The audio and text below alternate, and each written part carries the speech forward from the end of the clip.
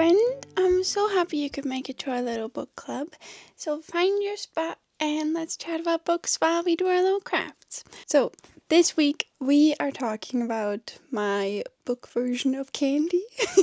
Romantic suspense novels are my guilty pleasure. I love them. If I just want to turn my brain off, I've tried to. Alright. I have tried to explain to myself why I like these so much. This is what I've come up with. So I think we're just gonna have to completely turn off the feminism part of all of our brains, because I think I just really like a book where a man solves all of your problems. I think that might be it. I also like the general vibe of true crime, but I have moral and ethical issues with true crime as a concept, so I cannot listen to any true crime podcasts or anything anymore without feeling very bad. And I think this replaces it with something fictional, that's not hurting anyone, but I do still really like a story about a serial killer. I don't really know why. I think it also I like mostly romance in my books, but also just enough plot so that the romance doesn't have to be very toxic to be interesting. I am not a girl for a third act breakup. I don't like it. I always lose a bit of faith in the relationship if they break up. So I think that's part of the reason too. But anyways, I am just gonna tell you my, how many are there? 1, 2, 3, 4, 5, 6. 6 favorites, I think, of the genre. And yeah, maybe you'll find something to read. If you just want to turn your brain off, these are really great. These are not going to be sorted at all, trope-wise or anything. I'll just tell you about it. It'll be fine. But first, let me tell you about the dress we're making, because we're making an exciting one, I think. So I have these 2 gingham dresses. One of them has little honeybees and a little honey pot on it. And the other one has strawberry jam and a bunch of wild strawberries around it. They're both gingham. I think I already said that. And I want to make a third one. I also have an idea for a fourth one, but we've got to wait for the fall books for that. Anyways, hello. Are we getting cozy? I love you. Okay, first one is sort of for the late summer. We are doing an apple pie dress. And I'm really excited because, partly just because I want to sew an apple pie dress, but also partly because these books are really cozy to me and they're just sort of a, like I said, turn your brain off, bake an apple pie, and let a man solve all your issues. Yeah.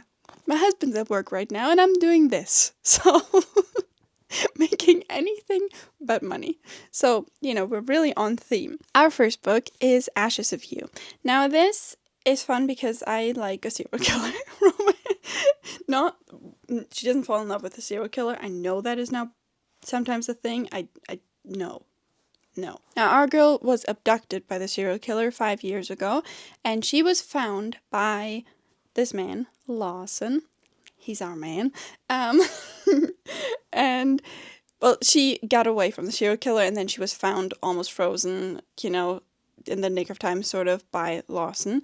He's chief of police.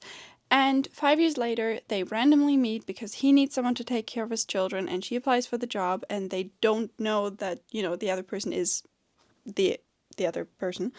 And then she moves in to be his live-in nanny, and they fall in love as the serial killer cases ramp up again. And I love this because, so number one, I really like it because sometimes I feel wildly traumatic things happen to these people before the book starts, and they get no time to deal with it, and then all our problems get solved by a man, which I know I said I like, however, doesn't really apply to mental health issues because I just don't buy it. And in this book, so one, she's had 5 years to deal with all the PTSD, and number two, it's still inconvenient for her, and I think that's just what I like, because otherwise, there's so many characters in books that have PTSD, and it's really just incredibly photographic memory nightmares of what happened, which is not what happens. And number two, it's also really, really convenient. Like it only shows up if you've got like a man there to fix it, and it will also be entirely fixed by, some guy who's just hot enough, which I know I said I liked, but not in this way. Like I like the man to solve the outside problems. I don't really like it when the man solves the inside problems, because that sort of takes me out of the story because it's too unrealistic for me. In this book, that's good. I really like it because it is inconvenient, and while it's still fixed by a man and all that, like, it is just mildly inconvenient for her in other places too, which I appreciate. And I just really like a serial killer. I don't know. It has that like true crime vibe without being like, you know, a bit unethical. Anyways, next book. Oh, also, it's all good, girl. What I forgot to say, I really like the kids in this, and I usually find kids in books very annoying. I love kids in real life, but I find that usually people can't write kids at all, and these kids are really realistic and really just like sweet. I really love them. Now, I think Catherine Cowles has a real talent for writing kids. I will say that she very much has sort of a like recipe for writing these books. Like, you cannot read that many back to back because it will very much shine through, but I love them every once in a while. And she genuinely, I think, has a talent for writing kids. Okay, next book. This is, I think, the most recent one of the ones that I have here. Yes, this is Crimson River, and it's about Lila, who is, now this is part of a series. They are all pretty much companion series. I think they actually all are companion series. I feel like that's just a very common thing in the sort of romantic suspense genre, but you're never really gonna get spoiled if you start in the middle of the series, apart from like, oh, these people got together, which like, that's not a surprise. That's what we signed up for here. I don't even know which part this is in the series. I have no clue, but it's my favorite. And Lila runs this little bakery or like coffee shop, and she is out on a hike one day and sees a man like leaning over the river, washing his bloody hands, which is like, what happened here? And he sees her, like locks eyes with her, and she like backs away, but then he comes after her and strangles her. But then he lets her go. And it's like, why? What happened? But, obviously we can't think about that. Instead, she just runs back to her car, goes back into town, and is obviously pretty shaken by the whole thing. As you would be, I might say. But then this guy comes into town. He is a police officer or detective. Well, probably both, right? Detectives are police officers. Whatever. It doesn't matter. He's a policeman. And he comes into town and he suspects that, he sees her like, bruises, or I think he sees just a scarf around her neck, and asks her about it, and then asks if she could help him like retrace the steps of her hike, because actually the man that strangled her might actually be someone that he's already looking for because he murdered someone else. And so it has sort of that like serial killer-esque vibe to it a little bit. So that I find really just like, again, it sort of speaks to me because it's sort of a little like true crime-esque. And I really like how this author writes romance. I think her couples have a lot of like chemistry, and I really like the way she writes men, and I really like the mystery in this one. I don't want to spoil it, so I'm not going to give anything away. Yeah, but I really like that. Yeah, okay. Oh, and the way the mystery wraps up is really unique, I thought, and I really like it. Yeah, I think this was good. I mean, it's one of my favorites, so, it better be. Now, here we have Never Fall Again. Now, I will tell you that this is a Christian romantic suspense. However, I think if you're not religious, it won't really bother you, because there's not much going on that's, like, church-related. It's just, like, a girl in it is actually sort of, she's been, like, treated badly by church people, so it's not, you're not going to be very bothered by it, is my point. We're more in the romance and, suspense department. Now, I have talked about this book in a longer video, this book and the two books in the series that come after this, and This one's definitely my favorite in the series because afterwards we really ramp up the paranoia. However, I loved reading this. This was a very quick read. I will say it's really got a lot of names. Okay, I'm gonna tell you about the premise of it. So Landry lives in this town. She actually lives on the grounds of this resort, and she runs a little like pottery shop with like pottery classes. And she lives there with her little daughter. She actually sort of escaped there, or is like hiding out a little bit because she was in a really bad marriage, but then her husband died. But she's sort of a little bit hiding from like his family because they don't know what he did, and the church, like when she was trying to like tell people what he did, they weren't really listening to her and were treating her badly. And so she's just sort of, trying to be safe, and she's trying to put down roots, but then someone burns down her pottery shop. And a person that really helps her with all of this is this former Marine guy, Cal. And he's just great. He's a wonderful man. He's great. He's got a ginormous family, way too many names. But yeah, he's a great guy. He'll get stuff sorted out for you. And yeah, it's just a sweet book. They just try to like figure out who burned down her pottery shop, and they also, more things happen that are sort of dangerous, and they like, push our two people together, and it's just really lovely. That's it. If you want to hear more, here's the video. Things get a lot more paranoid after this book. Next book. Now, I think entirely on the other side of that spectrum is this book, Long Time Coming, and I was so surprised by how much I liked this. I thought this had a lot of heart, which I don't even know how I found it, but anyways, I started reading this, and it turns out our girl, which I somehow didn't know, works as like a cam girl, which I don't think would normally be a book I gravitate towards because I don't really like spicy scenes very much. But surprisingly, this didn't very skippable and very, just not much at all. Because our guy is actually from a cult.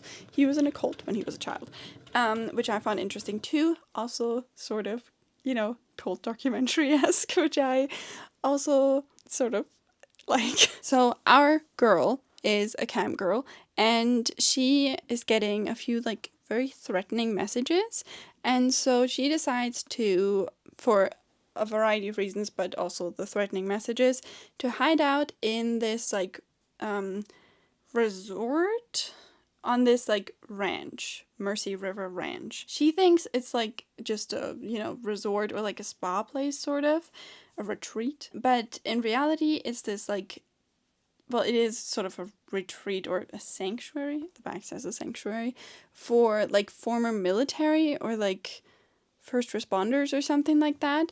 And it is partly run by our guy who grew up in a cult. And he senses there's something off about her, and there's she's gonna bring trouble with her. And he really starts caring for her once he figures out things about the threatening messages and stuff.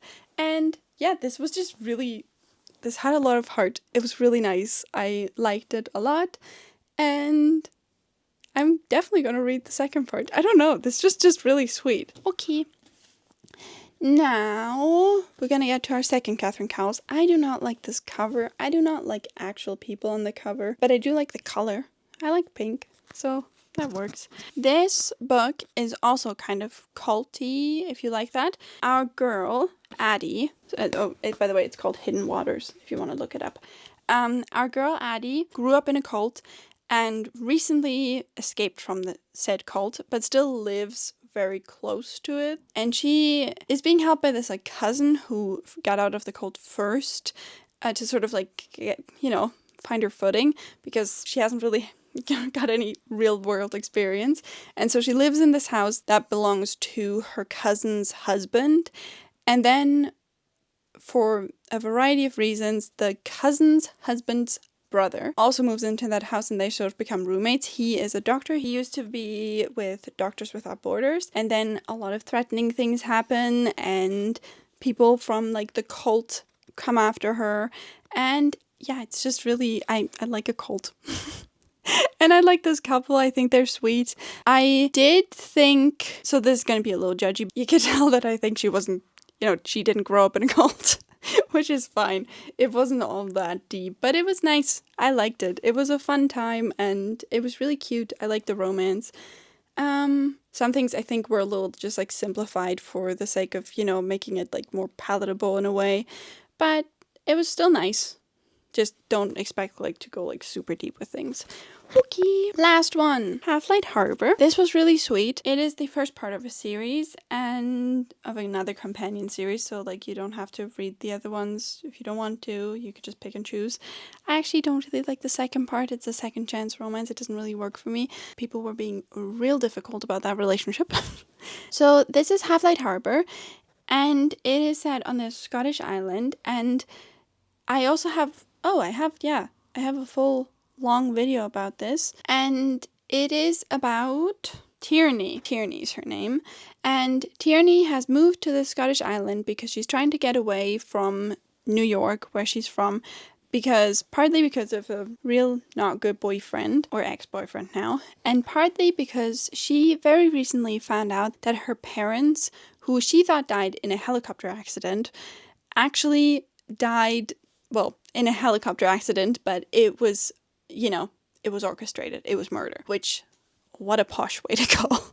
Yeah, so she recently found that out, and now she's sort of working with this like investigative journalist, figure out, what happened and how they can prove that it was murder. But now she's on this Scottish island, and she's sort of, that is happening, but she bought a B&B, and she's remodeling that, and one of the people helping her remodel is this guy called Ramsey. Ramsey is actually, well, I don't know if this is a bit of a spoiler, but Ramsey is like a former James Bond, which makes this book very fun, because that's very fun.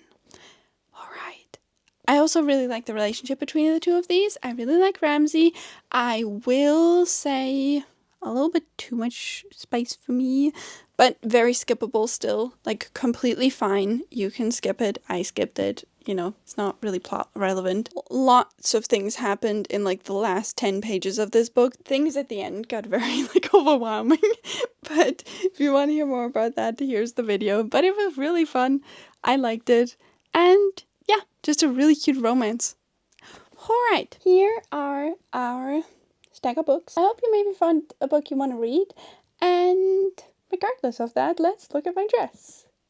Alright, here is the dress. I'm really pleased with it. Wait, you can't see it. There you go. I'm really pleased with it. I like it. I think it suits the other ones. Yeah, I'm just really happy.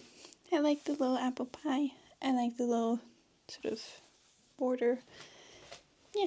Oh, and there's on the back as well. Yeah. Anyways, I had such a lovely time with you, and I'm so excited for next week's book. I'm so excited for it. I'm getting book mail, and I'm so excited. I can't wait. Yeah, okay. Anyways, I have had such a lovely time with you, friend, and now I'm gonna spend the evening editing while my husband is out, and I'm very much looking forward to my cozy evening. I had a lovely time with you, and I hope to see you next week, and I hope you can join me again next week, and yeah, I hope you have a lovely time until then, friend. Bye bye.